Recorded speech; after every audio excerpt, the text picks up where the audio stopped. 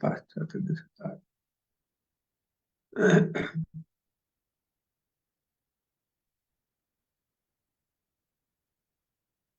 ओम नम আমরা শ্রবণ করছি ভগবত গীতা অষ্টাদশ অধ্যায় মুখ্য যোগ। ओम नमो भगवते वासुदेवाय। ओम नमो भगवते वासुदेवाय। ओम नमो भगवते वासुदेवाय।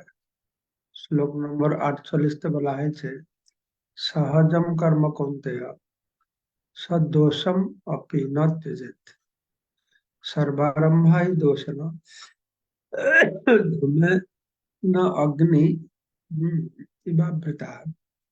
সহজ কর্ম কৌন্তেয় নিজের স্বভাব অনুসারে হে কুন্তিপুত্র অর্জুন নিজের স্বভাব অনুসারে জন্মজাত গুণ কর্ম যদি দোষযুক্ত হয় সদোষম अपि न त्यजेत ত্যাগ করবেন না। কেননা সর্বারম্ভাই দোষে না সমস্ত প্রকার প্রচেষ্টায় কিছু না কিছু দোষ আছে। ঠিক যেভাবে ধূমেন অগ্নি বাবৃত, অগ্নি যেরকম ধূমের দ্বারা আবৃত থাকে ঠিক সেই রকম। তাই কি করতে হবে অসক্ত বুদ্ধি সর্বত্র জিতাত্মা বিগত স্পৃহ নৈষ্কর্ম সিদ্ধি পরমাম সন্ন্যাসেন অধিগচ্ছতি। এই শ্লোকটা প্রভুপাদ একরকম লিখেছেন, আচার্যরা একরকম লিখেছেন, এটা ঠিক করে বুঝতে হবে। প্রভুপাদ বলছেন যে যেন বাংলা যদি বই আপনাদের কাছে থাকে দেখতে পারেন, যে আত্মনিয়ন্ত্রণ করেছে এবং অনাসক্ত সমস্ত প্রকারের জড় ভোগকে পরিত্যাগ করেছে, সে সন্ন্যাসী ধর্ম পালন করে যে পরম সিদ্ধি স্তর, কোন প্রকারের কর্মের প্রতিক্রিয়া থেকে মুক্ত হতে পারবে। যদি বাংলা বই কার থাকে পড়ে শোনাবেন। আর বিশ্বনাথ চক্রবর্তী বলছেন যে অশক্ত বুদ্ধি, অশক্ত বুদ্ধি মানে সোজা অর্থ হচ্ছে তার বুদ্ধিটা অনাসক্ত, সবকিছু বিশ্বের প্রতি অনাসক্ত। তারপরে জিতাত্মা, আত্মা মানে মন, যে মনকে জয় করেছে। মানে বুদ্ধি অনাসক্ত, মনকে জয় করেছে, তারপরে লিখেছে না বিগত স্পৃহ, তো ইন্দ্রিয় ভোগের বাসনা থেকে মুক্ত। তো বলা আছে সেই সিদ্ধি পাবে কিভাবে? সম্পূর্ণরূপে কর্মকে পরিত্যাগ করে।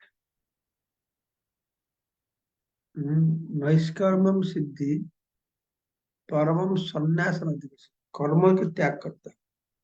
সেই স্তরে সে কর্ম ত্যাগ করতে পারবে। কোন স্তরে?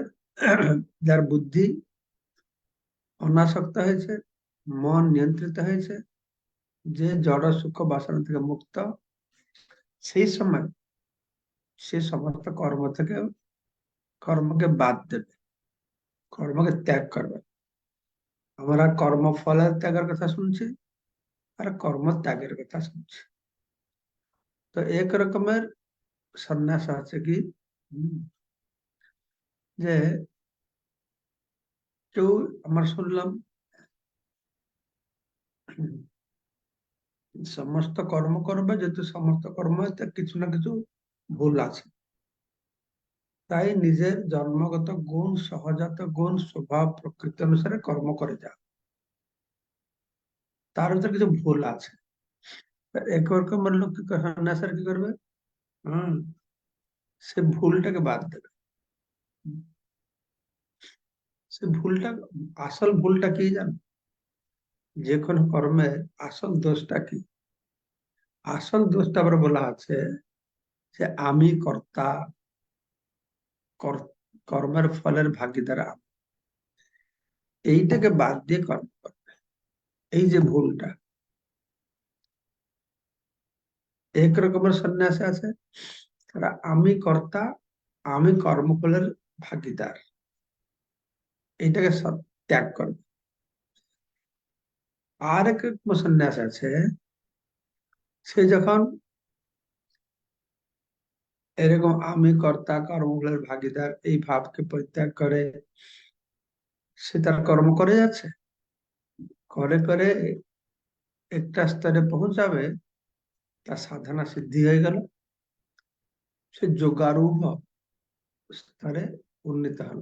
যোগারুক্ষ রুক্ষ যোগারূঢ়, তখন সে সম্পূর্ণরূপে তার কর্মকে বাদ দেবে। এটা দ্বিতীয় প্রকারের সন্ন্যাস। প্রথম প্রকার সন্ন্যাস হলো কি না, সে কর্ম যে কর্মের মধ্যে ভুলটা কি না, আমি কর্তা আমি ফলের ভাগী, এটাকে বাদ দিয়ে কর্ম করে। দ্বিতীয় প্রকার সন্ন্যাস আছে কি না, সে কর্মটাকেই ত্যাগ করে। কেন বলা আছে যে প্রথম বলা হলো অশক্ত বুদ্ধি। সে অশক্ত বুদ্ধি কার প্রতি আসক্ত, কার প্রতি অনাসক্ত, জড় ভোগ্য বস্তুর প্রতি অনাসক্ত। আমরা দেখছি ইন্দ্রিয়কে ভোগ্য বস্তু থেকে দূরে রাখতে, মনকে ভোগ্য বস্তু দূরে রাখতে, এখানে বুদ্ধিকে ভোগ্য বস্তু থেকে দূরে রাখতে। আমরা শ্রবণ করলাম, ইন্দ্রিয়কে যদি ভোগ্য বস্তুকে দূরে রাখা হয়, তাহলে সেটা আসল ত্যাগ নয়। কেননা সে মনে মনে ভোগ করছে, মনে আসক্ত আছে, তাই মনে অনাসক্ত। আর এখন আরেক ধাপ বেশি বলা আছে যে বুদ্ধিকে অনাসক্ত। হম, সে কে বুদ্ধিকে অনাসক্ত করতে পারবে না, জিতাত্মা, যার মন নিয়ন্ত্রিত হয়েছে। হম, বুদ্ধি জড় বস্তু প্রতি অনাসক্ত করতে হবে, মনকে জয় করতে হবে। হ্যাঁ, যার কোন সুখের বাসনা নেই, ব্রহ্মপদ পাওয়ার জন্য লোভ নেই, বিগত স্পৃহা নেই। তিনটা কথা বলা হলো, অশক্ত বুদ্ধি, চিত্তাত্মা, বিগত স্পৃহা। স্পৃহাটা মনের কাজ, মনের কাজ। হ্যাঁ, তো তখন সে সম্পূর্ণরূপে কর্ম ত্যাগ করতে পারবে। তো কর্ম ত্যাগ করলে সে পরম সিদ্ধি পাবে, নৈষ্কর্ম সিদ্ধি পাবে। হুম, অন্য কর্ম না করলে যে সিদ্ধি, সে সিদ্ধি পাবে। তা আমরা এরকম নৈষ্কর্ম সিদ্ধি পাবো, আমাদের কর্ম না করতে বলা হয়, সেই স্তরে যখন পৌঁছাবে, যোগার উঠা স্তর, সেখানে যোগার স্তরে কোনো কর্মকর্তা, তখন সে নৈষ্কর্ম্যতা পাবে। নিষ্কাম কর্ম, নৈষ্কর্ম্য।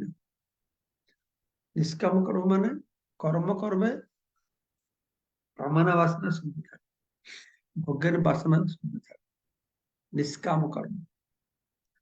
নৈষ্কর্ম মানে কোনো কর্ম করবে না, না। তো যারা সাধকরা রয়েছে, প্রাথমিক স্তরে আমরা শুনেছি সন্নিষ্ঠ ভক্তি, পরনিষ্ঠিত ভক্তি, তারপর বলা আছে যারা সম্পূর্ণ আত্মসমর্পণ করেছে, তিনটে স্তরের কথা আমরা শুনেছি।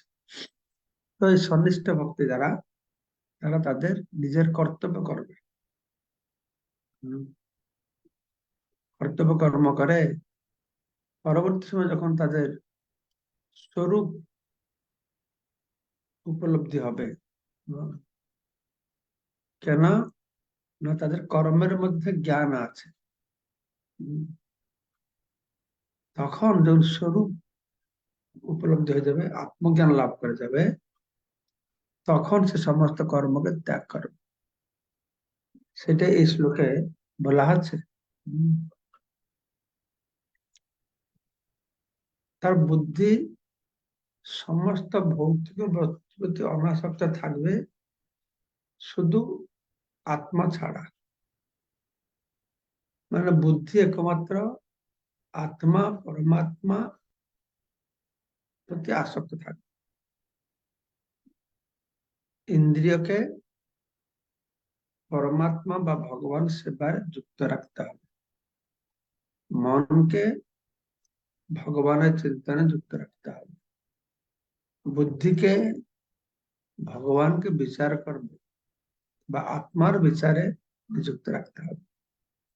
তখন বুদ্ধি আর বিশ্বের প্রতি আসক্ত না হয়, একমাত্র আত্মার প্রতি আসক্ত হবে। উম, কেন না, তখন কি হবে, তখন বুদ্ধি আর আত্মা ছাড়া আর কোনো প্রতি আসক্ত হবে না, এই জন্য যে তার মন নিয়ন্ত্রিত হয়েছে তো। হম। আর নিয়ন্ত্রিত মন কি করছে, সব সময় সে জিত আত্মা, চিত্ত আত্মা নিয়ন্ত্রিত মন কি করছে, সে আত্মাতেই আনন্দ পাচ্ছে।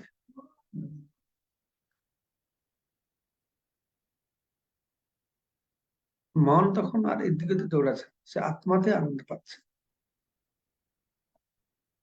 আত্মাতে কেন আনন্দ পাচ্ছে না, মনের বিগত স্পৃহা, তার অন্য করতে স্পৃহা নাই, একমাত্র আত্মাতে স্পৃহা আছে। অশক্ত বুদ্ধি, জিত আত্মা, বিগত স্পৃহা, আর কোনো কিছুতে তার স্পৃহা নাই। হম। শুধু আত্মা থেকে আনন্দ পাচ্ছে। হম। আত্মা ছাড়া অন্য কোনো ভোগ্য বস্তু সে মন আনন্দ পাচ্ছে না। তাকে বলা হচ্ছে যোগারূঢ়। সেই স্তরে কি হয় না, ইন্দ্রিয়গুলো পুরা নিষ্ক্রিয় হয়ে যায়, ইন্দ্রিয়ার কার্যকলাপ থাকে না। মনে তো বাসনা নেই, ইন্দ্রিয়ের কার্যকলাপ থাকে না, তখন যে কার্য না করলে কোনো অসুবিধা নেই। এইভাবে সুন্দর বুদ্ধি, মন আর ইন্দ্রিয় তিনটে কাজ করছে। সে তখন তার সমস্ত কর্তব্য কর্মকে ত্যাগ করতে পারে। মন, বুদ্ধি, ইন্দ্রিয় তিনটা তো মেন ভোগ্যের জন্য কাজ করছে না। যখন তারা সব আত্মাতেই নিবিষ্ট হয়ে যাবে, ভোগের প্রয়োজন থাকবে, তখন ইন্দ্রিয়গুলো কাজ করবে কেন? বুঝা আছে?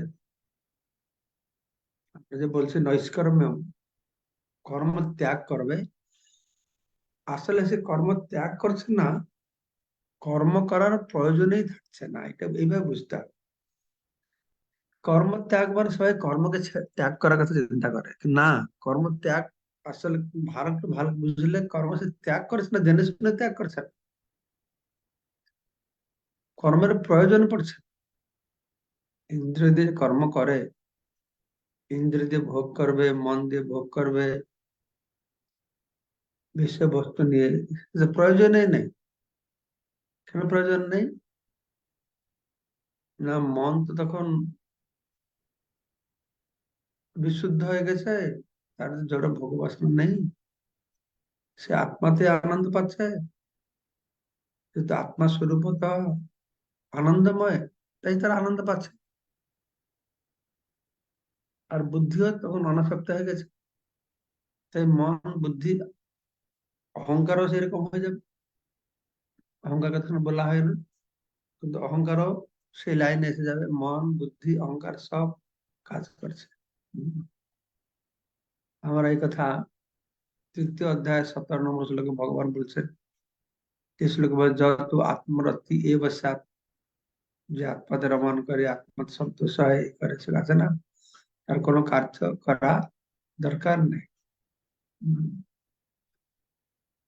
তো এইভাবে এই শ্লোকটাকে বুঝতে হবে। সবকিছুতে প্রভুপাদ সমাধান দিয়ে দিয়েছেন। এই সব কিছু হয়ে যাবে কৃষ্ণ চেতনাময় হয়ে গেলে। কৃষ্ণ চেতনায় কি হবে?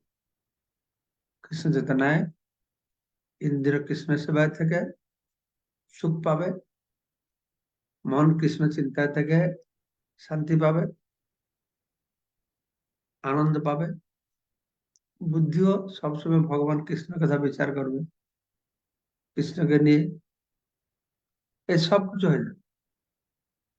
এই যে অত কিছু বর্ণনা দেওয়া হচ্ছে, এই সব কিছু বর্ণনা শেষ সিদ্ধান্ত হচ্ছে আমাদেরকে কৃষ্ণ ভক্তি করতে হবে। প্রভুপাদ পুরো গীতাটাকে এইরকম সুন্দর ভাবে বর্ণনা করেছেন যে এই সমস্ত ব্যাখ্যার জটিলতাকে যে না বুঝতে পারে তাতে কোনো সমস্যা নেই, না বুঝলেও সমস্যা নেই। কেননা সে বুঝে যা করবে, না বুঝেও তাই করছে। কি করছে? কৃষ্ণ ভাবনায় মগ্ন থেকে কৃষ্ণের সেবায় যুক্ত হচ্ছে, বাস হয়ে গেল। এই অত বর্ণনার শেষ লক্ষ্যটা হচ্ছে এটা, তাই না? সে হচ্ছে আসল সন্ন্যাসী। সন্ন্যাসী কাপড় পরলে হলে না, ঘর বাড়ি ত্যাগ করলে হয় না। কৃষ্ণ চেতনাময় হয়ে গেলে সে আসল সন্ন্যাসী, তাই না? এই বর্ণনা এটা দেওয়া হচ্ছে। হুম। তো এইভাবে সে মানসিক ভাবে সন্তুষ্ট থাকবে। কেন? না, সে ভগবান জন্য কাজ করছে। হুম। আর যে ভগবান সেবায় থাকবে, কৃষ্ণ ভাবনায় থাকবে, তাতে অটোমেটিক কোনো জড় বস্তুর প্রতি স্পৃহা থাকবে না। হুম। জড় বস্তু সে আনন্দ নেবে না। কারণ ভগবত সেবায় অত দিব্য আনন্দ পাচ্ছে। ভগবত কথা শ্রবণ, কীর্তন, স্মরণ, হুম, ভগবানের সেবাতে কত আনন্দ পাচ্ছে। আর তার ইন্দ্রিয় মন বুদ্ধি জড় বস্তুর প্রতি আর ধাবিত হচ্ছে না।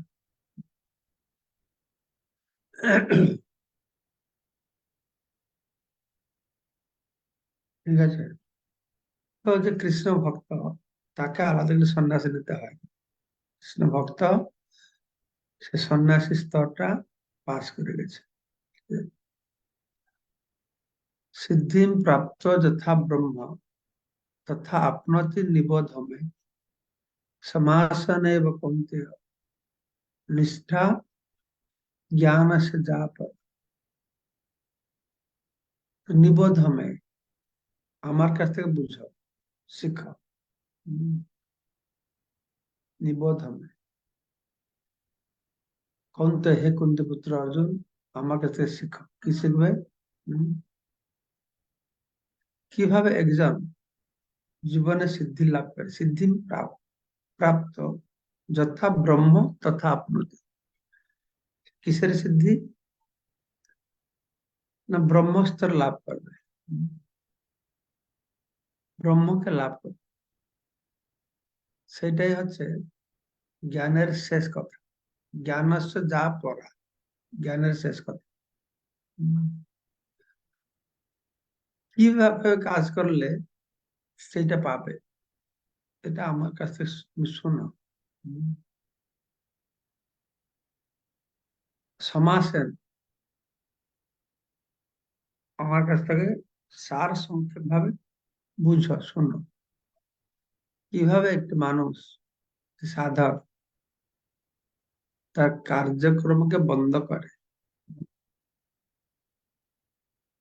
তার কার্য সন্ন্যাস জ্ঞান, তার কার্যক্রমকে বন্ধ করে সে ব্রহ্মকে প্রাপ্ত হবে, যেটা যে জ্ঞানের শেষ কথা। সিদ্ধি প্রাপ্ত যথা ব্রহ্ম তাপমতি নিবোধ में समासन एव कुंते निष्ठा জ্ঞান से जाप। তো সে কি করবে? এই যে বলা আছে যথা ব্রহ্ম, ব্রহ্ম মানে ব্রহ্ম চিন্তন, ব্রহ্মকে প্রাপ্ত হওয়া, ব্রহ্ম জ্ঞান লাভ। আত্মজ্ঞান লাভ করা। তো সেটাই বুঝো কিভাবে সে আত্ম উপলব্ধি করবে। হম এই আত্ম উপলব্ধি করাটা তো জ্ঞানের শেষ কথা। জ্ঞানের লক্ষ্যটা কি? আত্ম উপলব্ধি। তাকে বলা হচ্ছে আত্মজ্ঞান। আত্মজ্ঞান বলা হচ্ছে। এর অর্থ হবে যে তুমি ভালো করে বুঝো সেই পন্থা, সেই প্রণালী যার দ্বারা অজ্ঞানকে অজ্ঞান থেকে মুক্ত হয় এবং বিদ্যা আর অবিদ্যা দুটো থেকে মুক্ত হতে হয়। বিদ্যা অবিদ্যা থেকে মুক্ত হয়, জ্ঞান থেকে মুক্ত হয়, সব থেকে মুক্ত হয়, শুধু ব্রহ্মস্তরে সে উন্নীত হবে। হুম। তো এটি যদি ভগবান শ্রীহরির সেবা বর্ণাশ্রম শাস্ত্র নির্দেশ অনুসারে করে, তাহলে কি হবে? সমস্ত কার্যক্রম থেকে সে মুক্ত হবে। তখন সে সিদ্ধি স্তরে উন্নীত হবে ভগবানের কৃপায়। তার স্বরূপকে, ব্রহ্ম আপনতি স্বরূপকে বুঝতে পারবে। তো এইভাবে তুমি আমার কাছ থেকে তুমি শিক্ষা গ্রহণ। কালকে আমরা 51, 53 শ্লোক পাঠ করবো। আমাকে এখন ক্লাসে যেতে হবে, 7:30 ক্লাস আছে। দামোদর কথা বলবো, জানি না আজকে ফেসবুকে দেবে কিনা। কালকে দিয়েছিল দামোদর কথা, শ্রীমদ ভাগবতম থেকে ধারাবাহিক শ্লোক ধরে ধরে দামোদর কথা বলেছে। আপনারা সবাই দামোদর কথা শ্রবণ করবেন।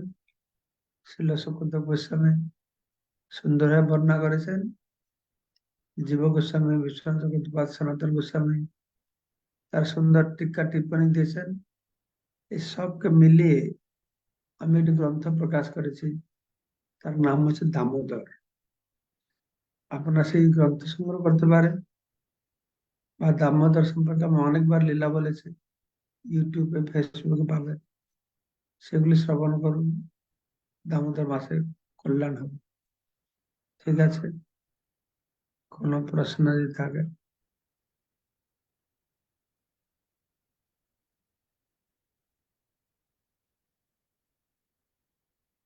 কোনো প্রশ্ন আছে?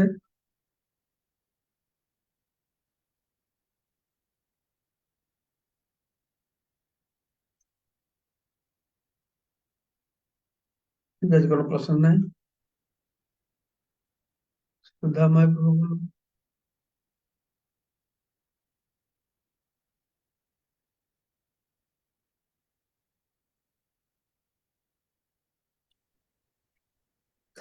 সুধা মানে সুভাষিনী। সুভাষিনী সম্বন্ধে যে অনমিউট করে বলুন। হরে কৃষ্ণ, ধন্যবাদ, প্রণাম মহারাজ আপনার শ্রী চরণে, সকল বৈষ্ণব চরণে প্রণাম। মহারাজ, সুন্দর ক্লাসের জন্য অনেক অনেক ধন্যবাদ। মহারাজ, এই যে যোগাড়ুর অবস্থাটা আত্মা ছাড়া অন্য কোনো বস্তুতে আনন্দ পাচ্ছে না, সেই অবস্থাটাকে বলা হয় যোগাড়ুর। আর এই যোগাড়ুর হতে হলে গৃহ ত্যাগ করার প্রয়োজন নাই, বা পোশাক চেঞ্জ করার প্রয়োজন নাই। শুধু গৃহে বসে ভগবানের এ, সেবা, গুরু নির্দেশ পালন করলেই যোগাড়ুর হওয়া যাবে। মহারাজ, যে অনেক ধনী ব্যক্তি আছেন, ওনারা তো দেখা যাচ্ছে 500 বিঘা জমির মালিক, 100 বিঘা জমির মালিক, আবার নিজের পেশায় সবসময় যুক্ত থাকছেন। ইনারা তো হলো কর্ম না করলেও তো ভগবানের সেবা পূজা ভালোভাবেই করতে পারেন, কিন্তু কর্ম একদিনের জন্য ছাড়তে চান না। কিভাবে এনাদের কর্ম ছাড়ানো যাবে? মহারাজ, হরে কৃষ্ণ। তখন বলছেন কর্ম ছাড়তে হবে না, ওরা তো 100 বিঘার জমির মালিক, 100 বিঘা ওই পূর্ব কর্মফলে পেয়েছে, কিন্তু সে যে মালিক, এই মালিকার ভাবটা তার নেই, অনাসক্ত হয়ে চালাচ্ছে। এইটা প্রাথমিক স্তরে করবে, করে করে পরে শেষে জীবনে একটা সময় আসবে তার ছেলে টেলেরা দেখাশোনা করবে, তখন সে ছেড়ে ছেড়ে দেবে। ছেড়ে শুধু ভক্তি করবে আর মালিকানাগিরি দেখাতে হবে। প্রথম মালিকানাগিরিটা ত্যাগ করতে হবে, তার মালিক পদটা ত্যাগ করতে হবে, তাই না? প্রথমে ভোক্তা, আমি কর্তার ভোক্তা, ভোক্তৃত্ব কর্তৃত্ব, এই দুটো ত্যাগ করো। একটা সময় আসবে তখন কর্মকে ত্যাগ করো, নাকি সুভাষিনী মাতাজি? হ্যাঁ মহারাজ, সেই মানসিকতা তো সৃষ্টি করাই অনেক কষ্ট। সবাই করতে চায় না, এটাই সবাই না, সমস্যা। সবাই না করুক, আমার করলে হয়। নিজে বাঁচলে বাবার না, কি করবে না করবে আমাদের কি আছে, আমার করতে কৃপা হবে করেন কি? যেন আমরা করতে পারি, আমাদের মনটা যেন অনাসক্ত থাকে। হরে কৃষ্ণ। মন, মন কি করে অনাসক্ত থাকবে? বলে যা হলো, মনকে অনাসক্ত করতে চেষ্টা করা দরকার নেই। ভগবত সেবা সুখ পেলে মন এমনি অনাসক্ত হয়ে যাবে। ভগবানের ভজন, কীর্তন, প্রসাদ সেবা, কৃষ্ণ সেবা, সাধু সঙ্গ, এই আনন্দটা পেলে বলা হলো না, আত্মা, আত্মা, এই বিশ্বের বাসনাটা মন থেকে আসে, আত্মা থেকে আসে না। তাই আত্মা বিশ্বের বাসনাকে ত্যাগ করা যাবে। কখন ত্যাগ করা যাবে? না শুদ্ধ মনের দ্বারা। মন বিশ্ব বাসনা থেকে মুক্ত হলে হয়ে যাবে। কিন্তু এটা আনন্দ তো দরকার, ইন্দ্রিয়তে সুখ দরকার, মনের সুখ দরকার। এটা কি করে পাবে? না এটা আত্মাতেই রয়েছে, সচ্চিত আনন্দ আত্মাতেই রয়েছে। এটা নয় যে আমাদের ইন্দ্রিয় মন সুখ থেকে বঞ্চিত হবে, এই আত্মাতেই সুখটা রয়েছে। এই ভগবত সেবার দ্বারা সেসব সুখ আনন্দ পাবে। প্রভাবতী মাতাজি। ধন্যবাদ মহারাজ। হরে কৃষ্ণ। ହରେ କୃଷ୍ଣ ମହାରାଜ, ଆପଣଙ୍କୁ ଚରଣ ଦଣ୍ଡବତ ପ୍ରଣାମ। ମହାରାଜ, ଯଦି କୌଣସି ସାଧୁ ଗୁରୁ ବା ସିନିୟର ବୈଷ୍ଣବ କତିରେ କାୟ ମନ ବାକ୍ୟରେ ଯଦି ଅପରାଧ ହୋଇଥାଏ, ତାହେଲେ କ୍ଷମା ପ୍ରାର୍ଥନା କେମିତି କରିପାରିବେ? କ୍ଷମା ପ୍ରାର୍ଥନା କରିବ, ତାଙ୍କ ପାଖରେ ଯେ କ୍ଷମା କହିବ, ମୁଁ ଏଇ ଅପରାଧ କରିଦେଇଛି, କ୍ଷମା କରିବି। ଯଦି ସେ ଅପରାଧ খুব ଗର୍ହିତ যে ସେ କ୍ଷମା କରୁନାହାନ୍ତି, ତାହେଲେ ତାଙ୍କ ସେବା କରିବେ। আর এতে গর্হিত সেবা করবে, ক্ষমা করুনাহাନ୍ତି, তাহলে হরিনামের আশ্রয় নেবে, মৃত্যু পর্যন্ত হরিনাম আশ্রয় নেবে। ঠিক আছে? ତ ମହାରାଜ, ମୁଁ ଏଠି ପୁରୀ ପରିକ୍ରମାରେ ଆସୁଛି, ଆପଣଙ୍କ ସହିତ ଦେଖା ହେବ। ଦେଖା ହବ, କିନ୍ତୁ ତମେ ଆସିକି ମତେ କହିବ ଯେ ମୁଁ ପ୍ରଭାବତୀ, ନହେଲେ ମୁଁ ଚିହ୍ନି ପାରେନି। ଏ ସବୁ ଆଜ୍ଞା ସବୁଦିନ ଦେଖୁଛି, ସୁଭାଷ ସୁଧା ମହାପ୍ରଭୁଙ୍କୁ ସବୁଦିନ ଦେଖୁଛି, ମହାପ୍ରଭୁ ଅନୁଷ୍ଠାନ ଆସିଛି, ବୁଝିପାରୁନି। ତାପରେ ମୁଁ ମୁହଁଟା ବୁଝିଲି, ତମେ ମୋ କ୍ଲାସ ଆଟେଣ୍ଡ କର ନା କି? ସେ କହିଲା ହଁ ହଁ ମୁଁ କ୍ଲାସ ଆଟେଣ୍ଡ করে, তার বুঝিপারে। ଆଜ୍ଞା পুরী পরিক্রমা সুদ্ধা মহাপ্রভু কি প্রশ্ন আছে নাকি? হরে কৃষ্ণ। হ্যাঁ মহারাজ, প্রশ্ন আছে। করুন, আমার ক্লাসে যেতে হবে। হ্যাঁ বলছি, ওই ওই যে স্পৃহা শূন্য বলতে, স্পৃহাটা বলতে কি বুঝতে পারলাম না মহারাজ। স্পৃহা, স্পৃহা পাওয়ার বলতে ওটা কি? ইচ্ছাকে, স্পৃহা মানে মানে কোনো কিছু পাবার ইচ্ছাকে বলে স্পৃহা। কোনো কিছু ভোগ্য বস্তুকে লাভ করবার ইচ্ছা, তাকে বলে স্পৃহা। আচ্ছা আচ্ছা। আর একটা মহারাজ, ওই যে যেটা গীতার লেখন বইয়ে একটা গীতার লেখার মানে একটা গীতা বই আছে, আর গীতা যে ডায়েরিটা আছে সেটাই শুধু যে গীতার শ্লোকগুলো লিখবো। আর আর যে হরে কৃষ্ণ মহামন্ত্র লেখা বলছিলেন ওইটা ঠিক বুঝতে পারিনি, ওইটা কি তারপরে লিখবে না আর একটা নতুন খাতা, ওইটাও ঠিক বুঝতে পারিনি। আসলে হরে কৃষ্ণ লেখার বইটা তখন রেডি হয় না, এখন রেডি হয়েছে। আপনি এটা কালেকশন ও করে লিখতে পারেন বা নিজের কোনোটা খাতা করে লিখতে পারেন। আচ্ছা আচ্ছা, ঠিক আছে, আমি এটা সবাইকেই বলার জন্য আর কি। ঠিক ঠিক ঠিক। এবার থেকে যারা পাবে 3টে বই পাবে, ঠিক আছে? আচ্ছা আচ্ছা, ঠিক ঠিক ঠিক। ঠিক আছে মহারাজ, ঠিক আছে, প্রণাম। আমি যাই, আমাকে ডাকছে বারংবার। কালকে আবার আমরা আলোচনা করবো, ঠিক আছে? প্রশ্ন মঙ্গলময় প্রভু কালকে আপনি করবেন, ঠিক আছে? জয় বংশা কল্পতরুভ্যশ্চ কৃপা সিন্ধুভ্যশ্চ कल्पतरुभ्यश्च पतितानां कृपा सिन्धुभ्येव च पावनेभ्यो पतितानां पावनेभ्यो वैष्णवेभ्यो जय नमो महाराज चरण कोटि कोटि दंडवत की प्रणाम। जय जय समस्त कोटि कोटि वैष्णव प्रणाम चरण कोटि कोटि दंडवत जय प्रणाम। जय।